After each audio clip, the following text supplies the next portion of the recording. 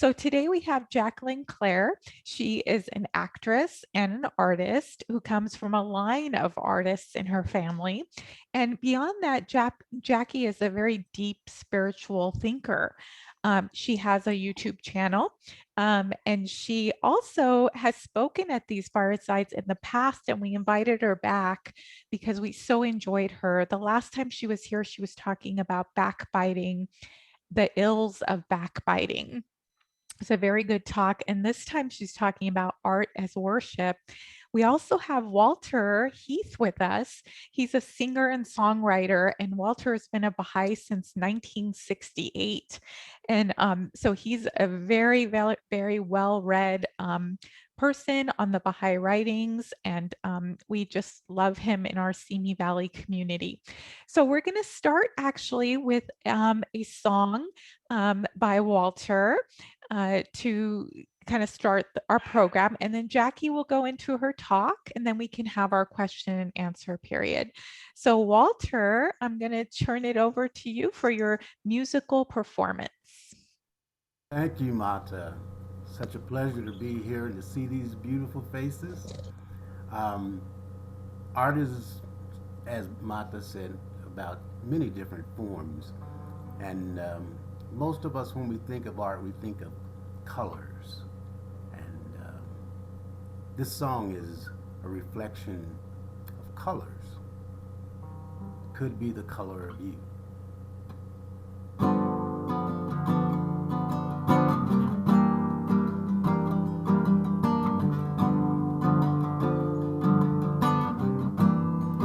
I am feeling like I wanna stay here.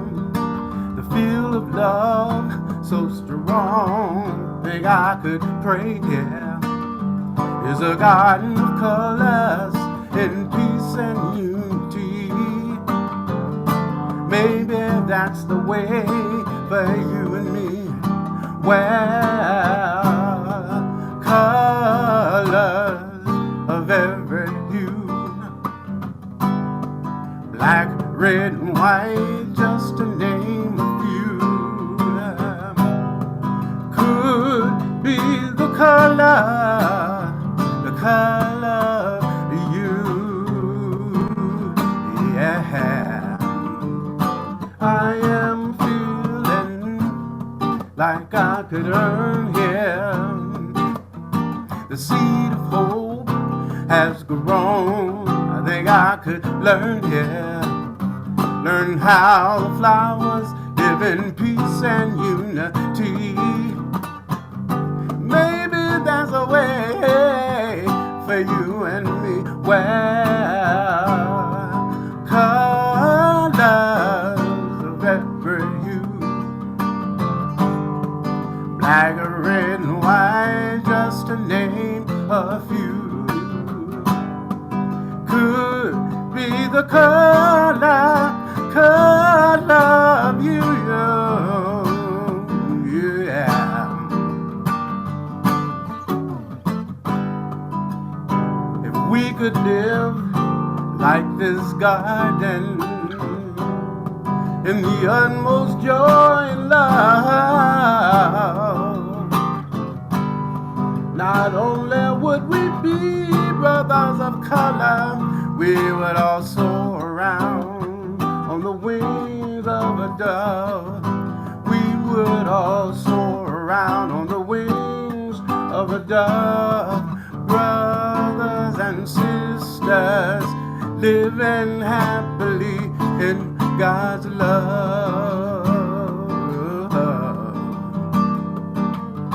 I am feeling like I wanna stay here. The feel of love so strong, I think I could break it. It's a garden of colors and peace and unity. Looks just like heaven ought to be. Wow. Could be the color of you. Could be the color of you.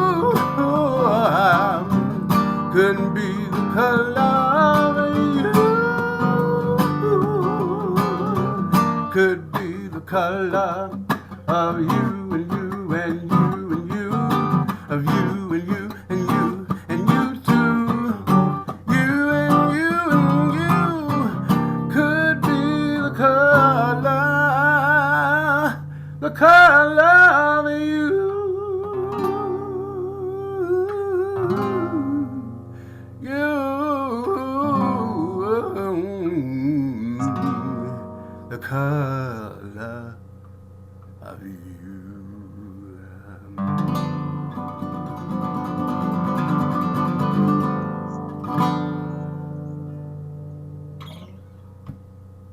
Thank you, Walter. Woo! Yay. So, Walter, is that an original composition? Yes, it is.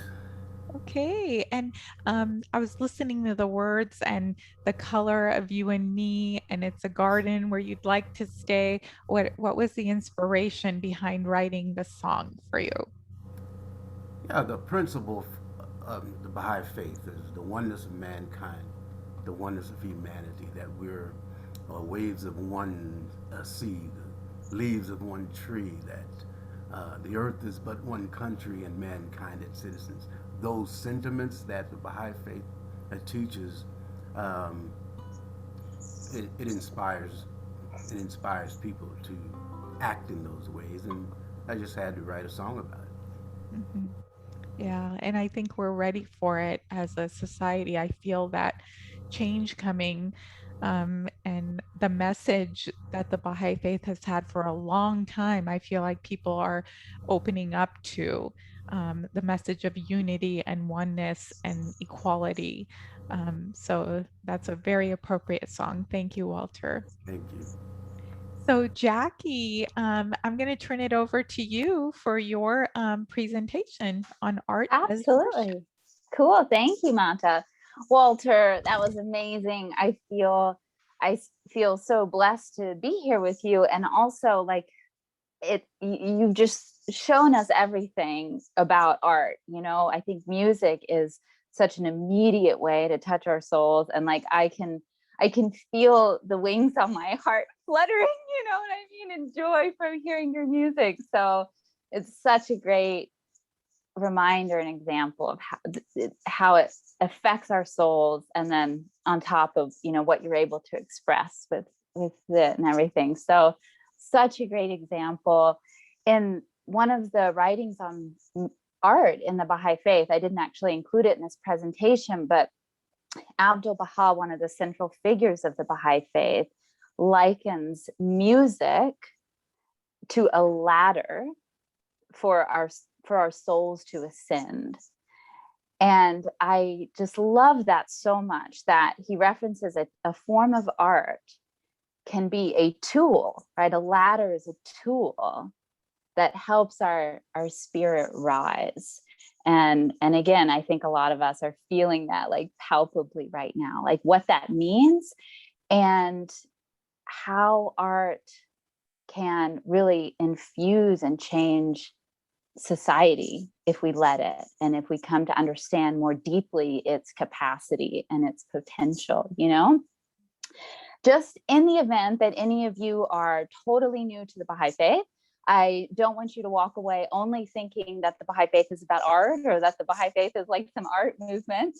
The Baha'i faith is the living example of the teachings of Baha'u'llah, who came in the mid 1800s. And as Mata reminded us, a lot of society, at least in the West, at least in theory, has really caught up in the last 180 years to Baha'u'llah's teachings on the oneness of mankind, on the equality of men and women, the importance of eliminating all forms of prejudice, and to, get it together and live as a global family. But the Baha'i writings and the Baha'i faith, it's so much more than just these sort of social principles. The Baha'i faith is, based on the teachings of Baha'u'llah. And to be a Baha'i is to recognize Baha'u'llah as really the manifestation of the will and the words of God for this day. Like Baha'u'llah's teachings are the renewal of God's eternal message. The Baha'is recognize all of the world's religions as true and valid and part of this unfolding education, our spiritual education. And here we are now, and about 180 years ago, Baha'u'llah started the Baha'i faith, and we have these amazing teachings to transform our individual lives, our souls, and our spiritual devotion, but also teachings that impact all levels of how we interact with each other and with society, so that we can actually create a spiritually infused society. And tonight, when we look at some of the writings and teachings about art, again, this is only one little sliver of all the topics that the Baha'i faith covers and gives us guidance on. But the fact that there are so many writings in the Baha'i faith on art shows us many things. It reveals how voluminous the Baha'i writings are, and how specific and broad and in-depth they are. But it also points us to this mystical and practical potential that we're maybe just at the beginning of tapping, of how art and creativity can increase our spiritual life, can increase unity, and can be an integral part of this spiritual society that we're sort of breaking the ground right now to create. It's a future, but it's a future that we're participating in, so I just wanted to address some of those things, and also remind everyone that everything that I share tonight, other than the actual quotes from the writings, is just my current understanding and my synthesis of these topics. So you may have different understandings, and I definitely want to hear your thoughts and your questions once we jump into the discussion portion. So with that, I am going to share my screen to jump into these slides. So you guys just let me know if we are still together and you're with me. Are we good? You see my slides? We're good. Awesome. So art as worship, a perspective from the Baha'i writings, also offered by me, who, as was mentioned earlier, I'm an artist and a painter, and I have experience in various art forms, and of course, a great love for this faith. So one of the unique aspects of the Baha'i teachings, and Mata also referenced this in the introduction, is the attitude towards work of all forms. Work is regarded as a form of worship, especially if it's carried out in a spirit of service to mankind. Baha'u'llah says, "We have made your occupation identical with the worship of God, the true one," which is quite astounding to think about, the different ways we can express worship, and also very merciful, since so many of us spend so much of our time working, that this is actually a form of worship. And the Baha'i writings go a step further and actually call out art specifically as a form of worship. Abdul Baha, one of the central figures of the Baha'i faith, says that when the artist grasps the paintbrush, it is as if he is at prayer in the temple. And Baha'u'llah says that artists and craftsmen advance the affairs of mankind. Advance the affairs of mankind. Think about that. I don't totally know what that means. It's very broad and it's very intriguing, but I think it's clear that this points us to see that art has the capacity to be much more than a pastime, a decoration, or even entertainment. I know from my own experience as an artist, as a creator, that I learn a great deal about the process of spiritual growth when I am endeavoring to make something. I, time and time again, learn lessons about letting go of my own expectations to make room for something better. I learn about being, creative and robust in problem solving, in being steadfast and being patient. And perhaps most importantly, I learn about overcoming my own inner obstacles, those inner forces that for whatever reason seek to hold us back or undermine, whether it's negative self-talk or distraction or procrastination, to overcome those, to connect with the higher forces of inspiration. And I think this is a pretty universal experience, whatever your art form, one degree or another. I think to forge something of beauty, to bring something into this world that didn't exist before, requires a degree of this spiritual dance, this cosmic wrestling match between those lower nature forces that seek to sort of hold back our light, and working through that and moving past it and overcoming it to be a channel, to make way for those higher forces of inspiration. And I have two questions for you to think about. See, I have two questions.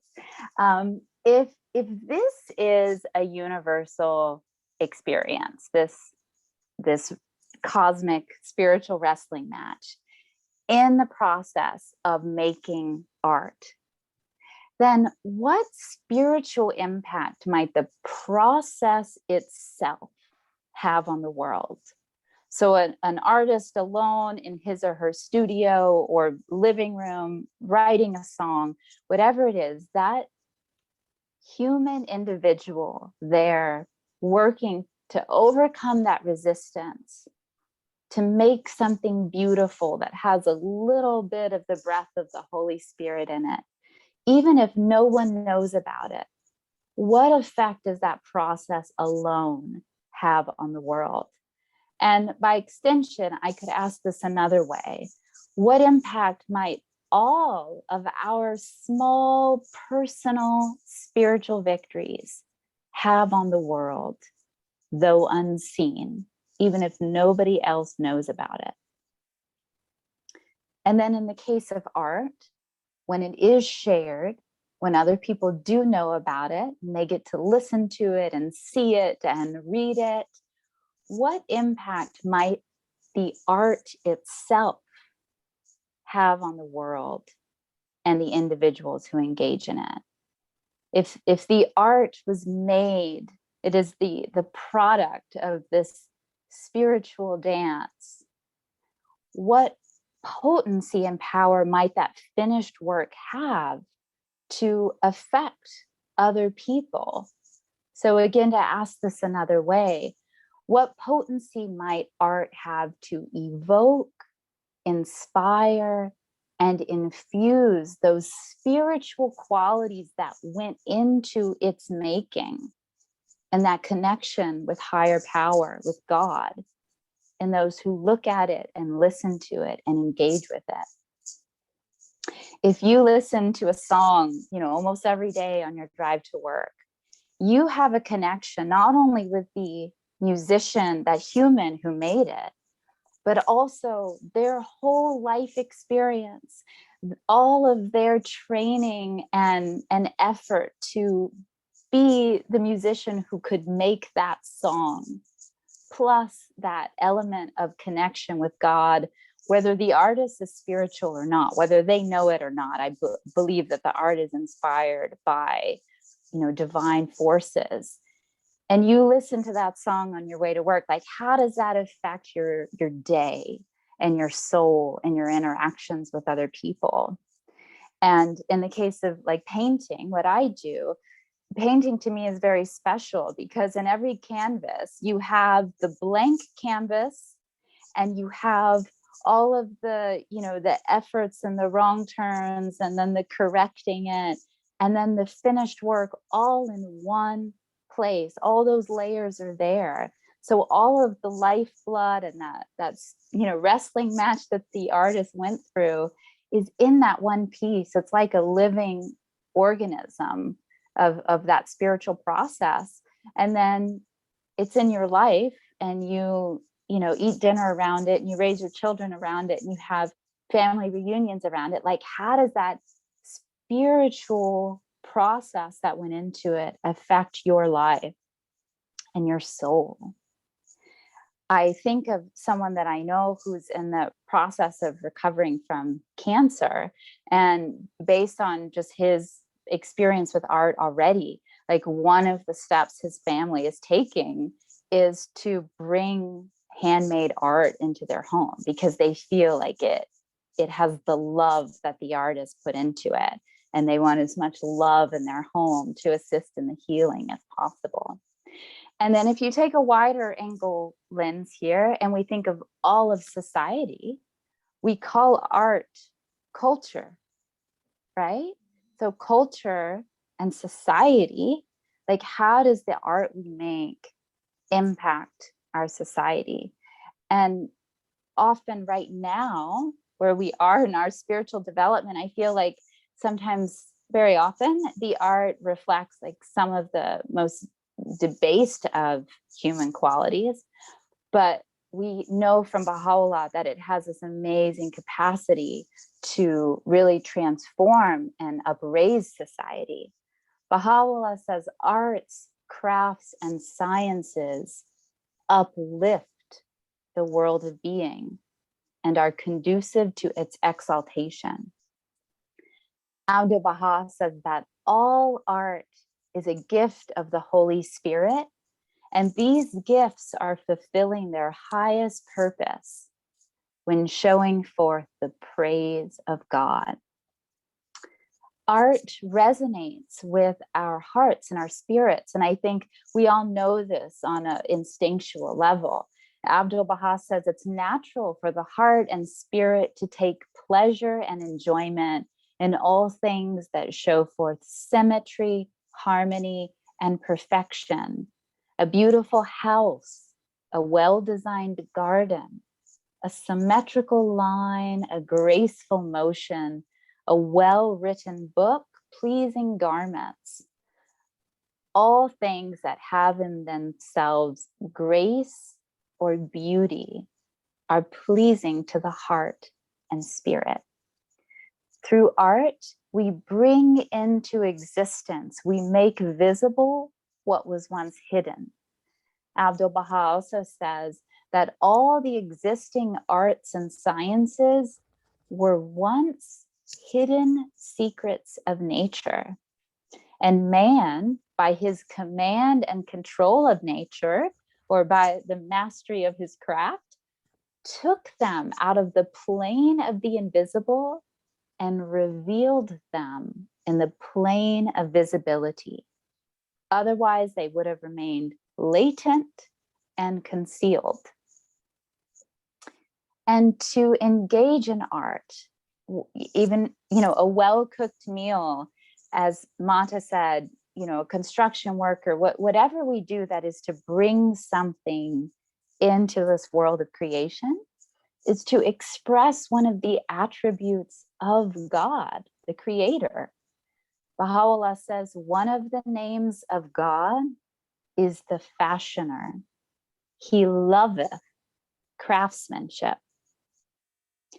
But lest we think it's all fun and games, Abdul Baha says, I rejoice to hear that thou takest pains with thine art. For in this wonderful new age, art is worship. The more thou strivest to perfect it, the closer wilt thou come to God. And I think it's worth pondering here. It's my personal opinion that coming closer to God is not only for the artist. It's not just for the person who strives to make something with excellence.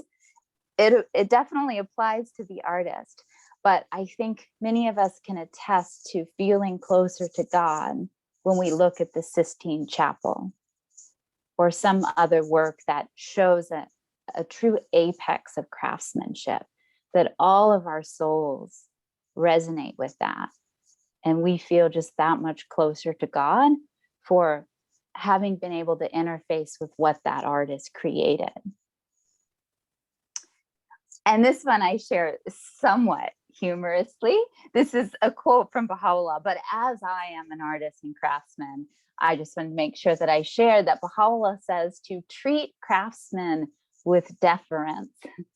In this day, the sun of craftsmanship shineth above the horizon of the Occident, and the river of arts is flowing out of the sea of that region. One must speak with fairness and appreciate such a bounty. And lastly, these two are my Simi Valley pieces. And again, tonight's event is hosted by the Baha'is of Simi Valley. And I painted these when I lived there. It was rather early in my painting career. And it really shows one of the things that I love so much about all forms of art, and specifically visual art, that it can capture the feeling of a place and a feeling of a time. And in our fast moving lives, art can, give us a sense of both, a permanence that is never stagnant, to capture something in our lives that is beautiful, whether it's a sunset or, a period in our lives when we lived a certain place or visited a certain place or a special moment of our lives. So I'm going to X out of the screen share.